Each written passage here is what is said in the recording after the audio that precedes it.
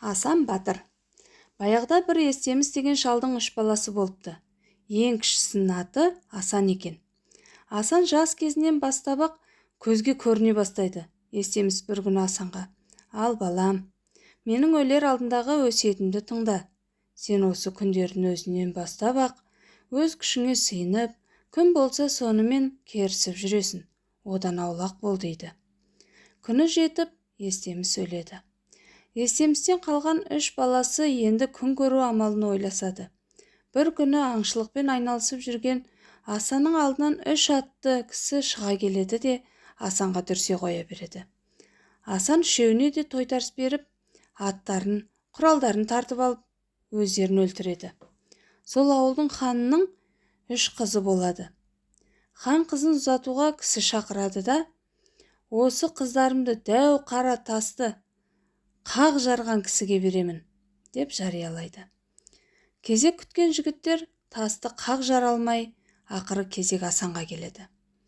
Асан ханның шартын мүлтіксіз орындайды. Бірақ қызын хан оған бергісі келмейді. Сөйтіп оны әртүрлі қиын жұмыстарға жұмсайды. Бірақ хан қандай бәлеге жұмсағанмен, Асан одан қорықпайды да және айтқанын түгел орындап келе береді. Амалы құрыған хан қыздарын Асанға береді. Асан екеуін ағаларына береді, өзі кіші қызды алады. Сөйтіп жүргенде ағаларының көңіліне қара шауып: "Бәріміз бір тудық, осы Асан бізден қалай артық болып жүр" деген пікірге келеді. Сонымен ағалары Асанды қалай өлтіру тәсілін қарастырады.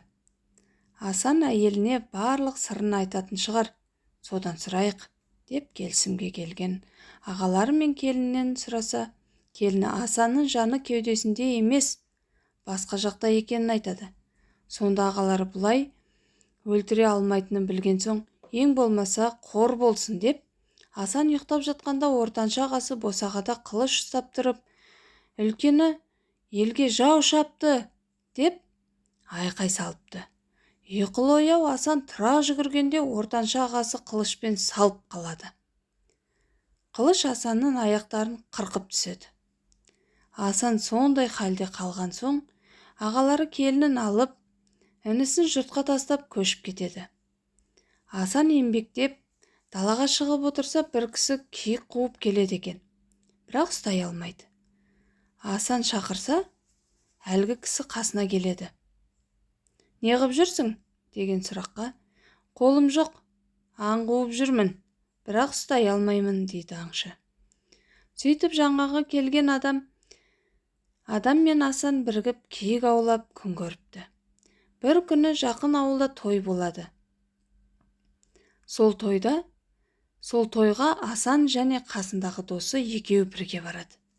Тойдан келе жатса, алдынан бір қыз шығады. Оны Асан ала қашады. Қызды өз мекеніне алып келген соң: "Ал қарындас, саған біз ештеңе қылмаймыз, тек қана нанымызды пісіріп, көйлектерімізді жуып берсең болды" дейді Асан. Сонда әлгі қыз Асанның қолында тұра береді. Бір күні қыз отты сөндіріп алып, енді қалай жағарын білмей отырғанда алыстан от көрінеді. Барса, басында мыстан кемпір отыр екен. Қыз барып мыстаннан от алып қайтады. Қыз от алып келе жатқанда мыстан артынан бағып, қыздың қайда барғанын аңдып жүреді. Ертеңіне Асан кеткен соң мыстан жетіп келіп қызға: "Қызым, басымды қарашы" дейді де, қыздың балтырының қанын сорып жата береді. Асан келерден бұрын кетіп қалады. Сөйтіп қыз күннен күнге арый береді. Осының сырын білейін деп Асан аңға кеткен болып, есіктің сыртында тығылып қалады. Бір мезгілде мыстан кіріп келгенде, бағып тұрған Асан аяғынан ала түседі. Кемпірдің алқымынан алып өлтіруге аз қалғанда мыстан жылап: "Аяғы жоғыңа аяқ, қолы жоғыңа қол берейін, тек өлтіре көрмеші" деп жалынады. Асан айтқан серттеріңді қазір орында деп босатады. Мыстан аңшыға қол, Асанға аяқ жасап береді. Асан қызды ауылына апарып тастайды да өз үйін іздеуге шығады. Келе жатса алдынан бір бала қойшы кездеседі.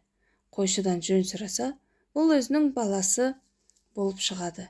Ағалары Асанның баласын қойшы қылып, әйелін тоқал қылып алған екен. Кешке қарай Асан ағасының ауылына келеді. Өз әйелінің үйіне келіп жатады.